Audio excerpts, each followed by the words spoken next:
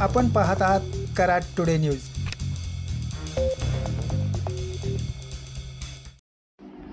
कराड शहरातील रस्त्यांपैकी चर्चेत असलेला रस्ता म्हणजे मार्केट यार्ड ते बैल बाजार रोड आणि याच रोडसाठी 4 वर्षात दुसऱ्यांदा निधी मंजूर झाल्याने व तशा आशयाचे फ्लेक्स बोर्ड या रस्त्यावर लागल्याने शहरभर चर्चेचा विषय झाला आहे।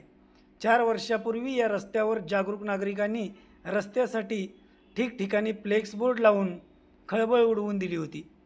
त्यानंतर 3-4 महिन्यात तत्कालीन पालकमंत्र्यांनी निधी टाकून रस्ताही केला होता, मात्र तो रस्ता वर्षभरही टिकला नाही।